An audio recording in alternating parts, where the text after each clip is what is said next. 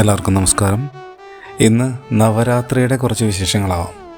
സാധാരണ കണ്ടിട്ട് ഈ നവരാത്രി ദിവസങ്ങളിലാണ് ഞങ്ങൾ രാശി പൂജയ്ക്ക് വയ്ക്കുക. രാശി എന്ന് പറയുന്നത് ഈ കവടിയാണ്.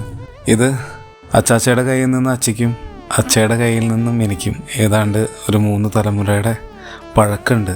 അതായത് ചുരുങ്ങിയതൊരു 110-120 വർഷത്തിൻ്റെ പഴക്കമുള്ള ഒരു കവടിയാണ് ഇത്.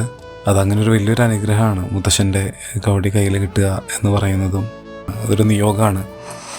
ആ ഒരു ഭാഗ്യം എനിക്ക് കിട്ടി. നവരാത്രിക്ക് സാധാരണ കണ്ടിട്ട് നമ്മൾ 9 ദിവസം വ്രതം എടുത്ത് ആണ് നവരാത്രി ആഘോഷങ്ങളിലും പൂജകളിലൊക്കെ പങ്കെടുക്കാറ്.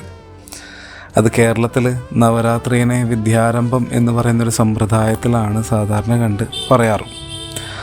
എന്നാൽ ഇതിന് വിപരീതമായിട്ട് ഈ നവരാത്രിയുടെ അന്ന് ഭഗവതിക്ക് അങ്ങനെ നോൺ വെജിറ്റേറിയൻ വെച്ച് പൂജ ചെയ്യുന്ന ഒരു വിഭാഗം ആൾക്കാരുണ്ട് കേട്ടോ.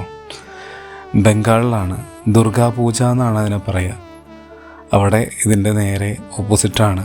അവിടെ വിശേഷിച്ച് നോൺ വെജിറ്റേറിയനൊക്കെ വെച്ചിട്ടാണ് പൂജകളും കർമ്മങ്ങളൊക്കെ നടത്തുക.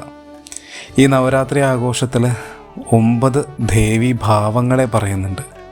അതെന്തൊക്കെയാണെന്നും അതെങ്ങനെയൊക്കെയാണെന്നുള്ളത് നമുക്ക് വരും കാലത്തെ വീഡിയോകളിൽ സംസാരിക്കാം.